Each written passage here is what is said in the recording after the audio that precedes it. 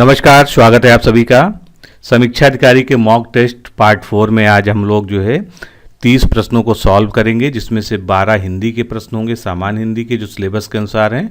उसके अलावा 18 क्वेश्चंस जो है जीएस पर बेस्ड होंगे। तो चलिए स्टार्ट करते हैं।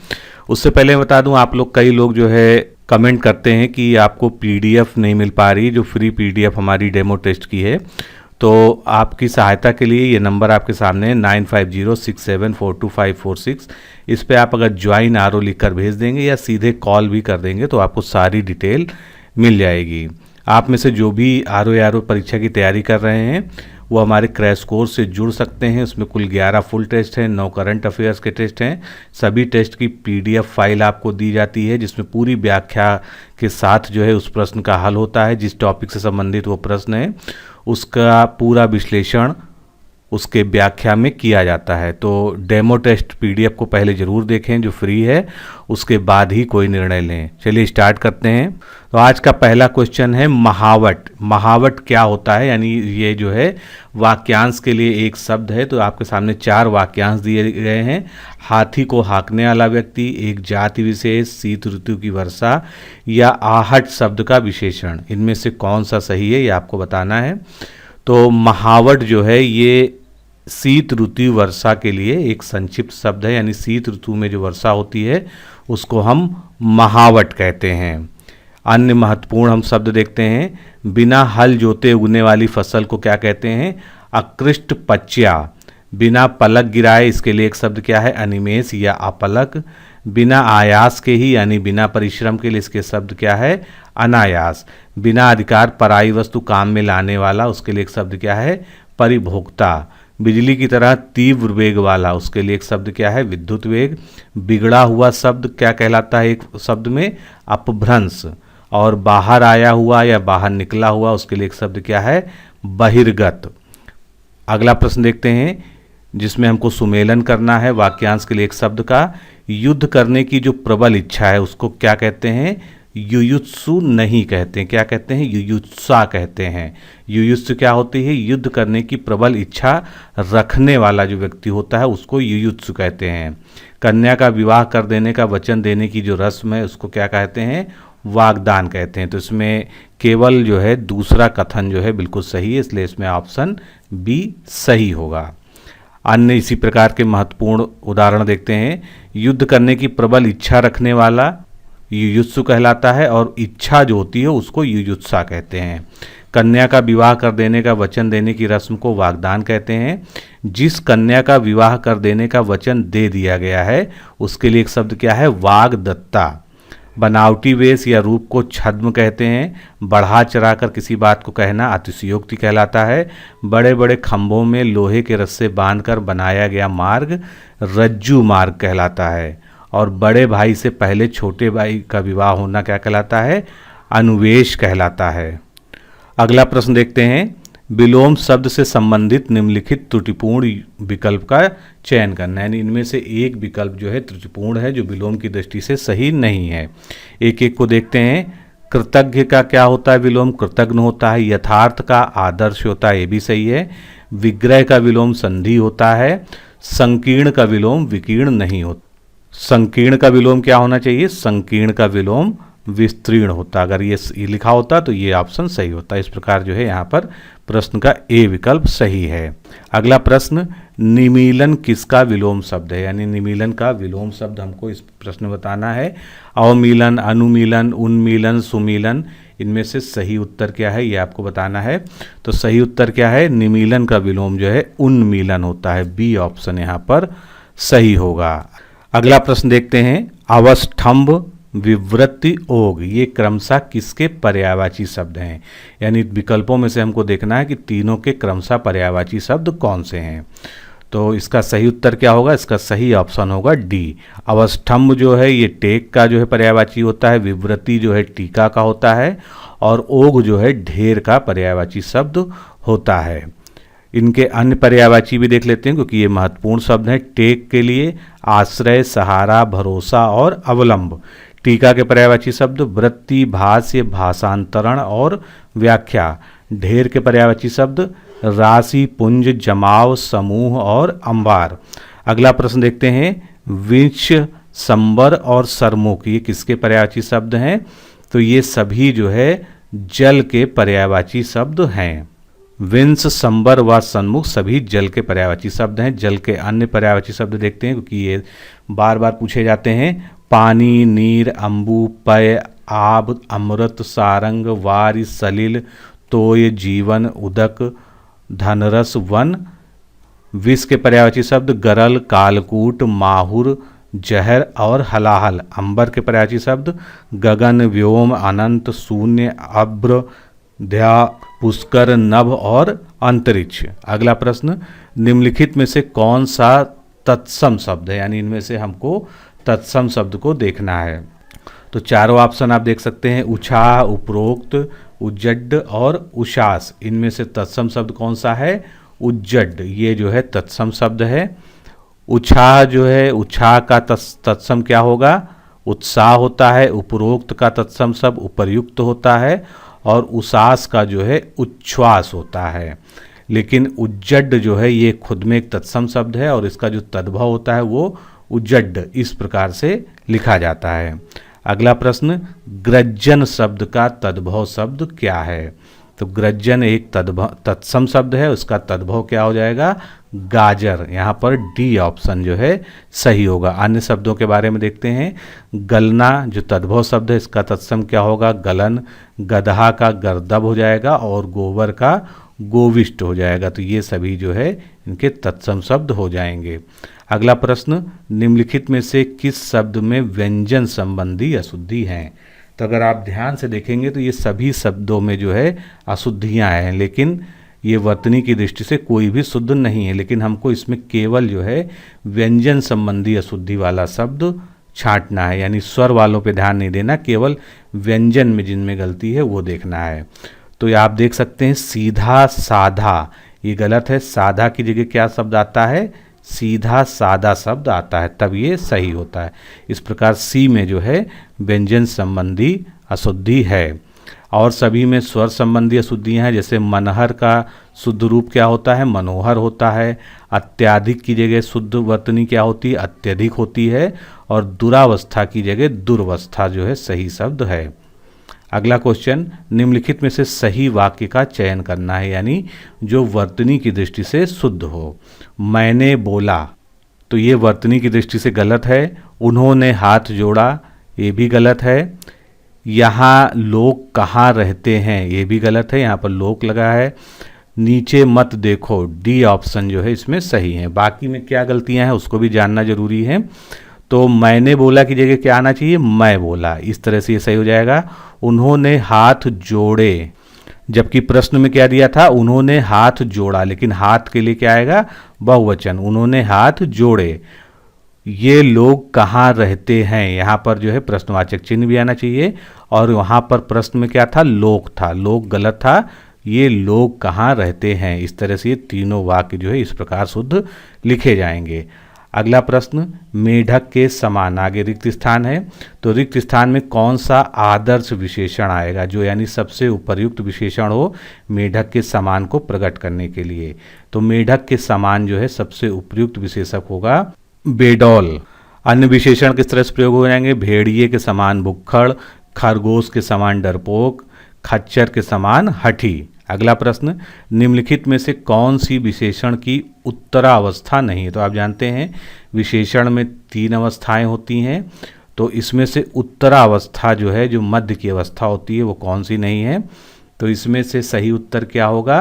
बी और सी दोनों ही जो है उत्तरावस्था नहीं है, यानी सुब्रतम और सुंदर ये उत्तरावस्था नहीं है। इनकी उत्तरावस्थाएं क्या होंगी? तो शुभ्र की अगर हम बात करें तो उत्तरावस्था क्या हो जाएगी? शुभ्रतर। और उत्तमावस्था उसकी क्या हो जाएगी? शुभ्रतम हो जाएगी। इसी प्रकार से प्रिय की प्रियतर और प्रियतम होती है। सुंदर की सुंदरतर और सुंदरतम। तो 2 या 2 से अधिक वस्तुओं की विशेषताओं के मिलान को तुलना कहते हैं। इस प्रकार के कार्य को दर्शाने वाले विशेषण को तुलनात्मक विशेषण भी कहते हैं। इनकी 3 अवस्थाएं होती हैं। तो जैसे प्रिय है, ये क्या है? ये मूलावस्था है। उत्तरावस्था इसकी प्रियतर हो जाएगी और उत्तमावस्था इसकी जो है प्रियतम हो जाएगी। अगला प्रश्न देखते हैं, जर्मनी में धर्म सुधार आंदोलन 1517 में किसके द्वारा प्रारंभ किया गया था? तो बहुत ही फेमस नाम है, जर्मनी में धर्म सुधार आंदोलन से जुड़े हैं व्यक्ति, उनका क्या नाम है? Martin Luther. बी ऑप्शन यहाँ पर करेक्ट होगा। सबसे पहले जर्मनी में धर्म सुधार आंदोलन का आरंभ हुआ था, इसे मार्टिन लूथर ने 1517 में आरंभ किया था। मार्टिन लूथर का जन्म 10 नवंबर 1483 को सक्सनी में एक निर्धन कृषक परिवार में हुआ था। अगला प्रश्न, वेस्टफेलिया की संधि के द्वारा यूरोप में लंबे धार्मिक संघर्ष की समाप्ति हुई।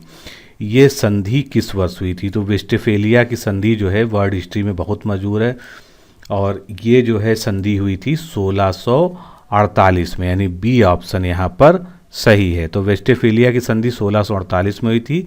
इस संधि ने धार्मिक झगड़ों को गतिहीन करके प्रगति को नव आयाम प्रदान किया गया था। अगला प्रश्न, कर्क रेखा निम्नलिखित में से किस देश से होकर नहीं गुजरती है? तो ये इस तरह के प्रश्न प्रायः पूछे जाते हैं। कर्क रेखा, मकर रेखा, विषुवत रेखा पर स्थित देश कौन से हैं? भारत में इसमें कौन सा स्थित देश, कौन कौन से राज्य हैं? तो इसको आपको जरूर याद करना होगा। तो फिलहाल इसका उत्तर क्या होगा? कर्क रेखा जो है दक्षिण अफ्रीका यानी साउथ अफ्रीका से नहीं गुजरती है। उत्तरी गोलार्ध में 23.5 डिग्री उत्तरी अक्षांश रेखा को कर्क रेखा कहा जाता है। कर्क रेखा पर स्थित देश कौन कौन से हैं? तो अगर हम जो है तो कर्क रेखा पर कौन कौन से देश स्थित हैं? मैक्सिको, अल्जीरिया, माली, मारिटिया, मिस्र, नाइजर, म्यांमार, संयुक्त अरब अमीरात, बहामास, ताइवान, ओमान, चाड, चीन, बांग्लादेश, मोरक्को, सऊदी अरब, भारत और लीबिया। कई तरह के लोग जीके ट्रिक्स इसके लिए बनाते हैं, आप भी अपनी ट्रिक बनाकर इसको याद जरूर कर लीजिए। विषुवत रेखा पर स्थित देश Ecuador, Colombia, Brazil, Sao Tome और प्रिंसेप, गैबन, कांगो गणराज्य, कांगो रिपब्लिक गणराज्य, Uganda, Kenya, Somalia, Maldives, Indonesia और किरबाती, ये सभी जो है विषुवत रेखा पर स्थित हैं। मकर रेखा पर Brazil, Paraguay, Argentina, Chile, Australia, Madagascar, Mozambique, South Africa, Botswana और नामीबिया। तो आप देख सकते हैं साउथ अफ्रीका जो है कहाँ पर है? मकर रेखा पर स्थित है।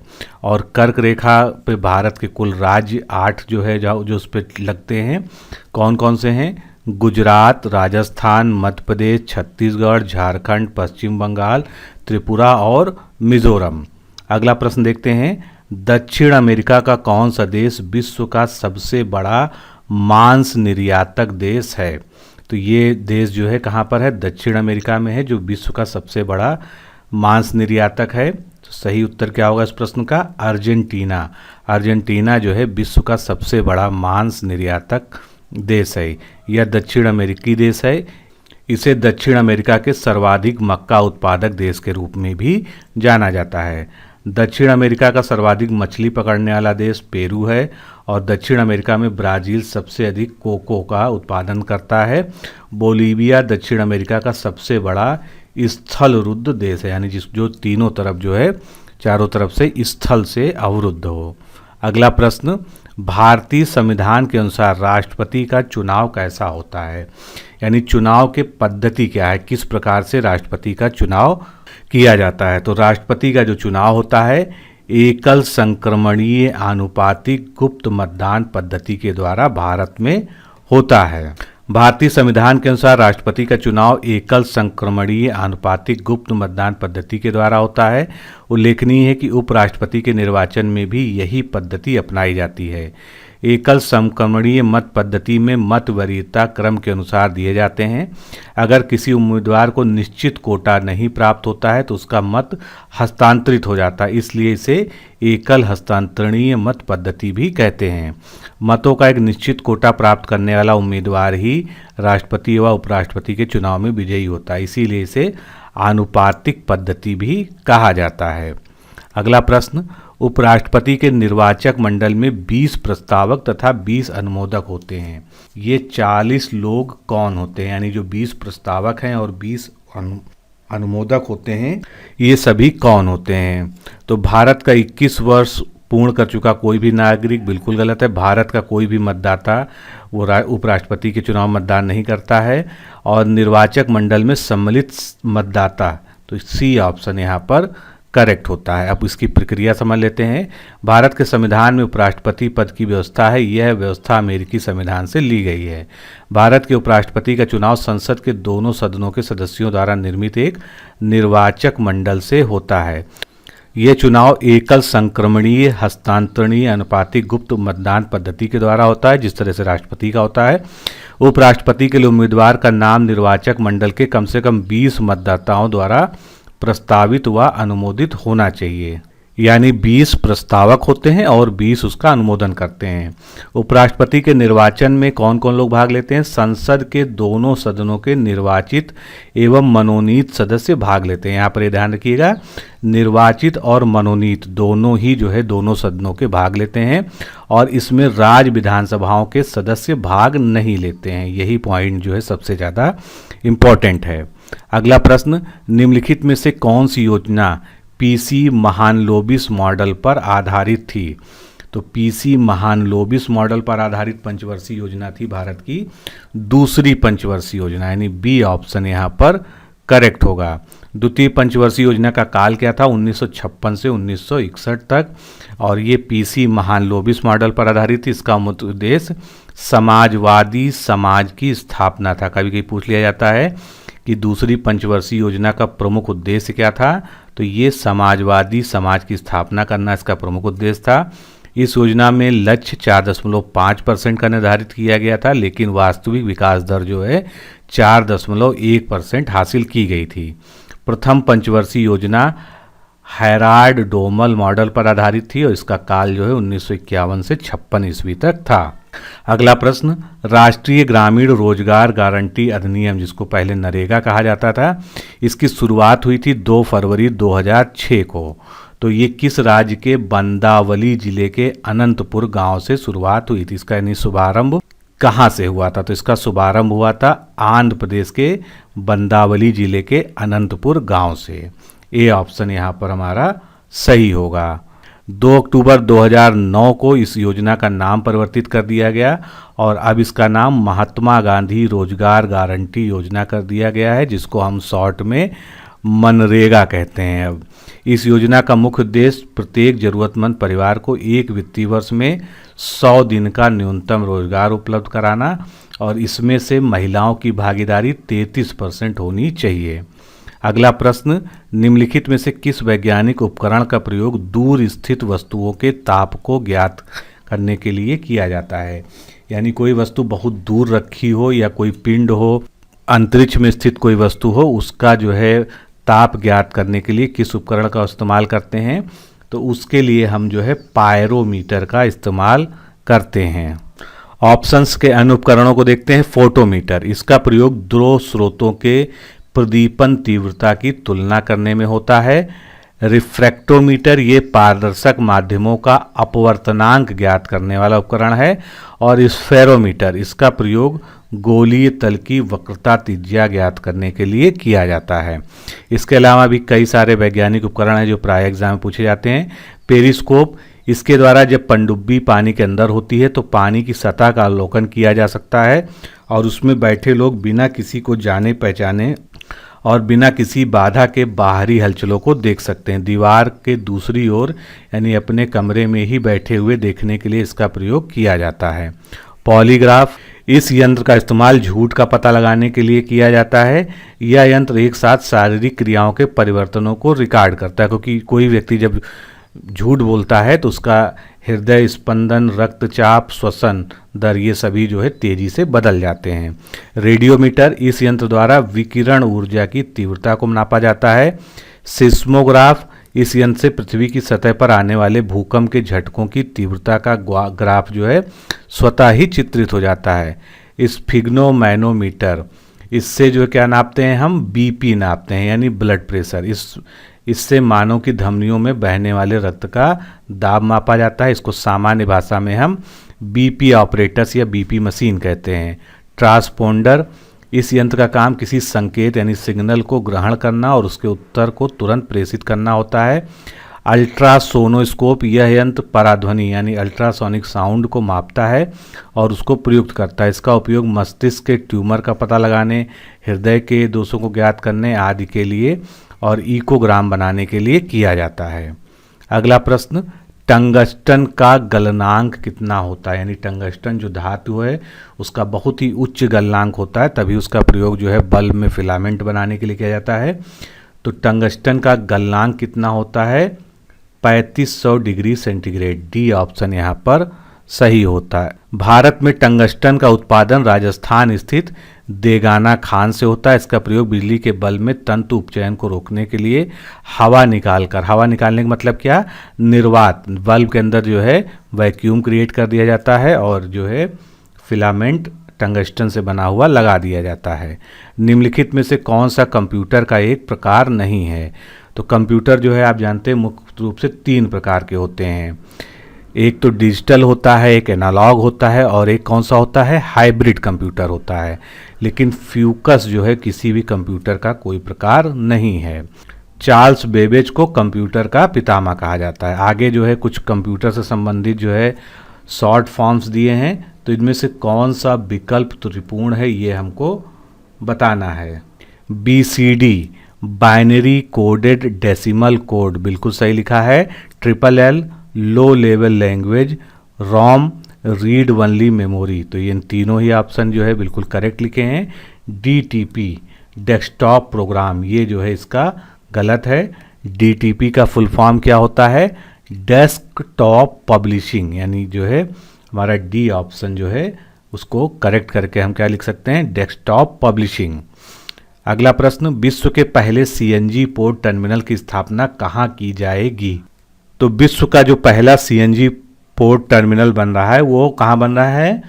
गुजरात के भावनगर में बनाया जा रहा है। उसके लिए जो है प्रस्ताव पारित हो चुका है। इस परियोजना की मंजूरी मुख्यमंत्री विजय रूपाणी के द्वारा गुजरात इंफ्रास्ट्रक्चर डेवलपमेंट बोर्ड यानी GIDB को दी गई है। अगला प्रश्न, DRDO ने जुलाई 2017 में किस नाम से एक मानव रहित रिमोट ऑपरेटिंग टैंक का विकास किया है? ये पहला ऐसा टैंक है जिसमें कोई भी मनुष्य नहीं होगा, ये रिमोट से चलेगा, रिमोट से ऑपरेट होगा। तो इसका नाम क्या है? इसका नाम जो है C ऑप्शन करेक्ट है, मंत्र। इसके 3 वर्जन हैं जो न सिर्फ दुश्मनों को 15 किलोमीटर की दूरी से पकड़ लेगा बल्कि लेज़र गाइडेड हमले करके उन्हें नष्ट भी कर देगा। अगला प्रश्न सुमेलन से संबंधित है। इसमें जो है कृषि की कुछ पद्धतियां दी हुई हैं एक तरफ सूची 1 में, और सूची 2 में जो है उसका हमको मिलान करना है कि वो पद्धति क्या है। तो एक एक को देखते हैं। एरोपोर्टिक, एरोपोर्टिक क्या होता है? हवा में सब्जियों को उगाना, ये क्या कहलाता है? एरोपोर्टिक कहलाता है। फिर हाइड्रोपोनिक्स, हाइड्रो में क्या जुड़ा हुआ? हाइड्रो यानी वाटर यानी जल, तो इसका क्या सही उत्तर होगा?